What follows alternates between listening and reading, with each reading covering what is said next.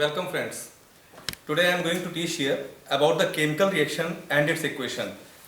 तो chemical reaction and its equation is a very important chapter of class 10th और जहाँ तक इसके बारे में हम लोग जानते हैं तो बहुत ही सीमित चैप्टर है ये, लेकिन बहुत ही इंपॉर्टेंट चैप्टर है। और इसमें अगर हम देखते हैं तो सबसे पहले हमारे सामने बात ये आती है कि आखिर केमिकल रिएक्शन क्या होता है। तो केमिकल रिएक्शन को जानने से पहले हमको इस बात को समझना होगा कि what do you mean by physical and chemical change. Physical और केमिकल चेंज में डिफरेंस क्या है। तो हम बहुत सिंपल फॉर्म में कह सकते हैं, आइस को देखा है आपने, हाँ, पिघलता है तो क्या बनता है, वाटर, यानी कि when ice melt it becomes water. Water when vaporises it becomes water vapour. ठीक, तो मैं देख रहा हूँ कि जो वाटर है वो पहले आइस के फॉर्म में था, तब वो सॉलिड था, फिर वहाँ से वो लिक्विड के फॉर्म में आया तो वाटर हुआ, फिर वहाँ से वो जब गैसेस स्टेट में आया तो वो क्या हुआ, स्टीम हुआ। इन तीनों ही कंडीशन में मैंने देखा कि वाटर के जो फेज थे वो चेंज हुए, लेकिन क्या उसका केमिकल फॉर्मूला चेंज हुआ? नहीं, chemical formula is still H2O। अभी भी उसमें 2 हाइड्रोजन और 1 ऑक्सीजन 1:8 के रेशियो में प्रेजेंट है। तो this is a physical change when we are converting ice into water and water into water vapor. This is simply a physical change. But if we talk about the chemical change, what is chemical change? So chemical changes are those changes in which new substances are formed with modified properties. जिसमें नए substance form होते हैं नई property के साथ में, उसे हम कहते हैं chemical change. For example जैसे अगर हम चीनी ले लें, चीनी, its formula is C12H22O11. This is also known as sucrose. इसे सुक्रोज भी कहते हैं, टेबल शुगर भी कहते हैं। और अगर हम इसमें सल्फ्यूरिक एसिड ऐड कर देते हैं तो क्या होगा, it will form carbon and releases water. ये जल जाएगा क्योंकि तेजाब, सल्फ्यूरिक एसिड को हम तेजाब कहते हैं, वो इसको जला देगा और ये कार्बन के फॉर्म में प्रेजेंट हो जाएगा। तो इसके अलावा बहुत सारे जनरल एग्जाम्पल्स हम देख सकते हैं, लाइक बर्निंग ऑफ पेपर। अगर हम पेपर को जला रहे हैं तो पेपर जलने के बाद जिस फॉर्म में आ जाएगा, क्या वापस उस फॉर्म से हम पेपर में ला सकते हैं? नहीं ला सकते हैं। तो this is a chemical change. That means physical changes are those changes in which no new substances are formed, while chemical changes are those changes in which new substances are formed with modified properties. Is it clear to everyone? Okay, अब हम चलते हैं chemical reaction पर कि chemical reaction क्या होता है। तो जब बात करते हैं केमिकल रिएक्शन की, जो यहाँ आपके सामने बोर्ड पर लिखा हुआ है, इस चैप्टर का नाम है chemical reaction and its equation. तो कोई भी केमिकल रिएक्शन हम ले लें, for example we are taking this reaction कि जब मैग्नीशियम, व्हेनेवर मैग्नीशियम, अभी आप लोगों को बहुत से लोगों को सिंबल्स नहीं मालूम होंगे, क्लास 9th में ऑलरेडी हम लोगों ने पढ़े हैं, फिर भी हो सकता है। तो मैग्नीशियम रिबन हमने लिया और इस मैग्नीशियम रिबन को जब हम लोगों ने जलाया तो हम जानते हैं oxygen is supporter of combustion. तो in the presence of oxygen जब इसको हमने जलाया तो ये क्या बन गया, इट फॉर्म्स मैग्नीशियम ऑक्साइड। इसने बना लिया मैग्नीशियम ऑक्साइड। ठीक, तो ये एक स्टेटमेंट है, इंग्लिश का स्टेटमेंट है कि मैग्नीशियम रिबन को जब हम ऑक्सीजन के प्रेजेंस में बर्न करते हैं तो मैग्नीशियम ऑक्साइड बनता है, लेकिन इसी को हमें सिंबॉलिक फॉर्म में रिप्रेजेंट करना है। तो this is a chemical reaction. तो केमिकल रिएक्शन में be defined as a reaction in which when two substances react with each other they form a new substances। जब दो reactants आपस में combine करते हैं या कोई single reactant ही convert करके एक नए फॉर्म में appear होता है तो हम उसे कहते हैं कि वो chemical reaction है। तो यहाँ पर मैग्नीशियम रिबन एक दूसरे स्टेट में है, ऑक्सीजन के सपोर्ट में ये बर्न कर रहा है, मैग्नीशियम ऑक्साइड को फॉर्म कर रहा है। तो केमिकल रिएक्शन में be defined as a reaction in which a particular substance get converted into a new product. ठीक, अब बात आती है कि how to frame the equation for this. इसके लिए इक्वेशन कैसे फ्रेम किया जाए। तो for this we have to acquire the knowledge of symbols and formulas. तो फॉर्मूला क्या है मैग्नीशियम का, Mg।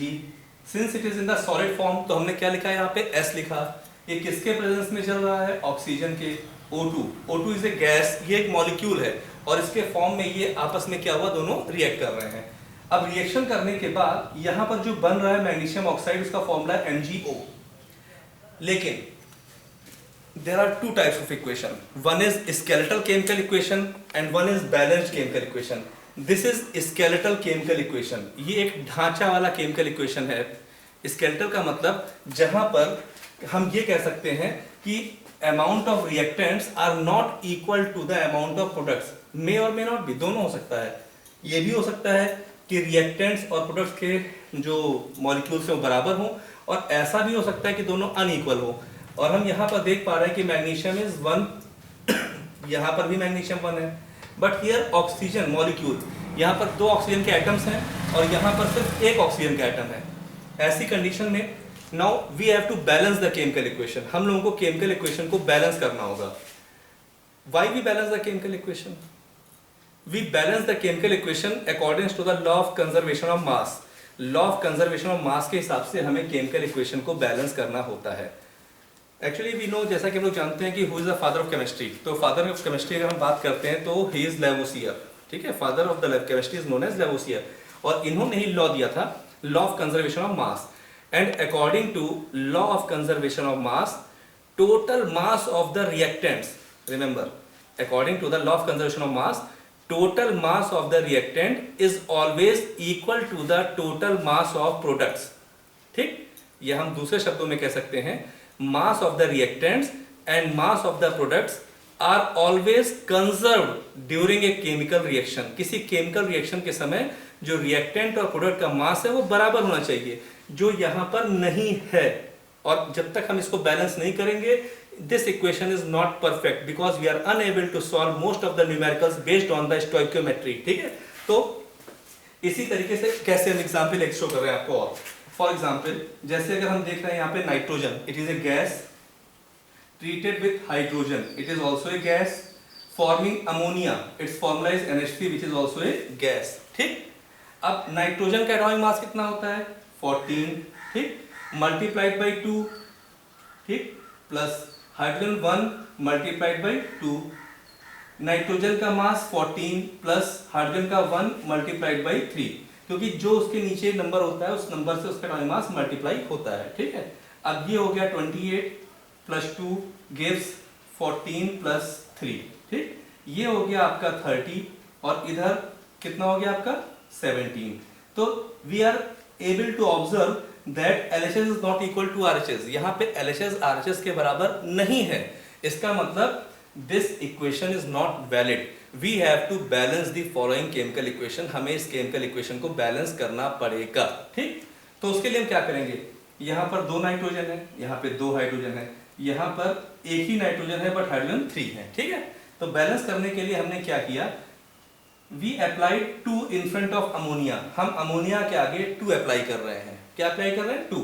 ठीक, अब यहाँ पे नाइट्रोजन 2 हो गया तो यहाँ भी नाइट्रोजन 2 है, बट हाइड्रोजन यहाँ पे 2 है और यहाँ पे हाइड्रोजन 3 मल्टीप्लाइड बाई द 2, क्योंकि 2 सबके लिए हो गया ना, नाइट्रोजन के लिए भी हो गया, हाइड्रोजन के लिए भी हो गया, तो 3 से 2 मल्टीप्लाई होगा तो हाइड्रोजन कितना हो गया? 6 हो गया। तो हमें 3 से हाइड्रोजन को मल्टीप्लाई करेंगे तो 3 multiplied by 2 6। Now 2 nitrogen 6 hydrogen 6 hydrogen. Now we are going to balance this. अब हम इसको बैलेंस करने जा रहे हैं, तो देखते हैं कैसे क्या होगा। ठीक है, अब अगर हम इसको देखें तो ये क्या हुआ? 14 multiplied by 2 28 plus 3 multiplied by 1 into 2 कितना हो गया? 6। इधर 2 मल्टीप्लाइड बाई, पहले ही उन्होंने देखा था 17 आया था ये, तो ये हो गया 34। It is also equal to 34। Now here LHS is equal to RHS। यहाँ पे LHS RHS के बराबर है, and hence we can say now this equation is perfect. In the same manner here we apply 2 mg, here we apply 2, so it is 2 mg 2 mg 2 oxygen and 2 oxygen। जब भी कभी हम balance करते समय आगे कोई भी नंबर बढ़ाते हैं तो वो सबके लिए होता है। ठीक है, फॉर्मूले में जितने भी आइटम्स होते हैं सब उससे मल्टीप्लाई हो जाते हैं। ठीक है, तो इस तरीके से, और कभी भी हमें नंबर नीचे नहीं लगा सकते हैं, हमेशा आगे ही लगा सकते हैं और कहीं नहीं। तो इस तरीके से अभी हमने देखा कि सबसे पहले हम लोगों ने सीखा कि फिजिकल और केमिकल चेंज क्या होता है। तो अगर आज आप रिकॉल करते हैं तो मालूम चलेगा आपको कि physical changes are those changes in which no new substances are form, like melting of ice या vaporisation of water, while chemical changes are those changes in which new substances are formed। Secondly, if we talk about the chemical reaction, जो हम लोगों ने सीखा, chemical reaction क्या होता है? Chemical reactions are those reactions in which a particular reactant undergoes a chemical change to form a new product with modified properties। Now, अब हम लोगों ने देखा कि what are skeletal chemical equation। तो skeletal chemical equation are those chemical equations which are telling exactly the number of atoms participating in the chemical reaction, but they are not balanced. ठीक, so there is a need to balance the chemical equation, and for that we have to follow the law of conservation of mass given by Lavoisier. And according to the law of conservation of mass, total mass of the reactants must always be equal to the total mass of products, or you can say in other words that mass of the reactants and products are always conserved during a chemical reaction. Clear? ठीक, तो उसके बाद हम लोगों ने देखा इस तरीके से बैलेंस करके हम लोगों ने देखा कैसे मैग्नीशियम और ऑक्सीजन आपस में कंबाइन करके मैग्नीशियम ऑक्साइड बने हैं, कैसे नाइट्रोजन हाइड्रोजन कंबाइन करके अमोनिया बना है। अब हम नेक्स्ट स्टेप पे पहुंचते हैं और वो होता है टाइप्स ऑफ केमिकल रिएक्शन, कि केमिकल रिएक्शन के टाइप्स क्या हैं। तो उसको समझने से पहले हमको ये जानना होगा कि जो केमिकल रिएक्शंस होते हैं, ये केमिकल रिएक्शंस बेसिकली कैसे मालूम चलता है केमिकल रिएक्शन हुआ है। तो कैसे मालूम चलेगा? एवोल्यूशन ऑफ ए गैस, अगर कोई गैस रिलीज हो रही है तो केमिकल रिएक्शन हुआ है। अगर हीट एनर्जी इवॉल्व हो रही है या हीट एनर्जी एब्जॉर्ब हो रही है तो केमिकल रिएक्शन हुआ है। यानी कोई चीज़ ठंडा हो रहा है या गर्म हो जा रहा है। फॉर एग्जांपल हमने पेपरमिंट लिया, मुंह में डाल लिया, मुंह ठंडा हो गया, केमिकल चेंज हुआ। ठीक है, तो ये कैसे मालूम चला कि चेंज हुआ है? क्योंकि मुंह ठंडा हो गया। अगर चूने को लिया हम लोगों ने, कैल्शियम ऑक्साइड लाइम, और उसको वाटर में डाल दिया तो क्या हो जाएगा? वो गर्म हो जाएगा। ठीक है, तो इस तरीके से। और टाइप्स ऑफ केमिकल रिएक्शन में हमारे 4 केमिकल रिएक्शंस हैं, जिसमें combination, decomposition, displacement, double displacement. We will discuss later in the next video.